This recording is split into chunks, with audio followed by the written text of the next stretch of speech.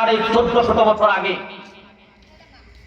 তোমাদের উপরে এমন একটা কঠিন সময় আসবে, উম্মত তোমাদের রক্তে আল্লাহর জমিন রঞ্জিত হবে,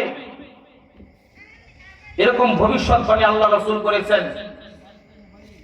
এবং এটাও বলেছেন যে কেমন হবে তোমাদের অবস্থা তোমরা জানো। তাদাআলাকুম সাইরুল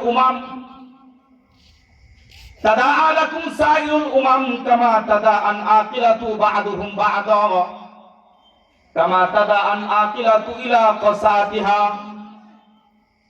আল্লাহ রাসূল হাদিসের মাধ্যমে বাস্তব দৃষ্টান্তের মাধ্যমে বুঝিয়ে দিলেন যে উম্মত তোমাদের অবস্থা কেমন হবে তোমরা জানো।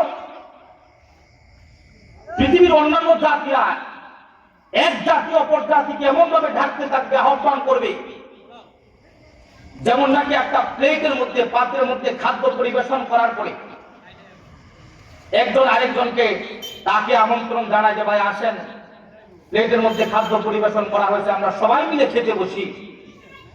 তারপরে সবাই প্লেটের চতুর্দিকে সমূলে একসাথে বসে প্লেটের সবটুকু খাবার খেয়ে নিঃশেষ করে ফেলে। রাসূল আরবি বলেন ঠিক তেমনি ভাবে পৃথিবীর অন্যান্য জাতিরা একে অপরকে ডাকতে থাকবে।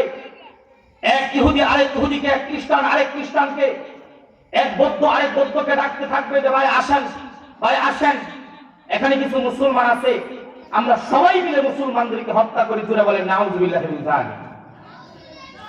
এটা হলো রাসূলুল্লাহর হাদিস, সহিহ সনদের মাধ্যমে বর্ণিত হয়েছে হাদিসগুলা।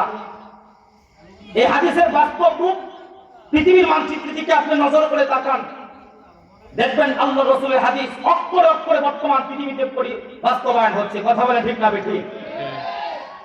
সারা পৃথিবী যেখানেই থাকবেন সেখানে শুধুমাত্র মুসলমানদেরকে মারতেছে। ফিলিস্তিনের দিকে তাকান, ইরাকের দিকে তাকান, সেখানে মুসলমানদের রক্ত ঝরছে। এই রক্তের দাগ লেগে আছে কাদের হাতে? জালেমবাদী ইহুদিদের হাতে।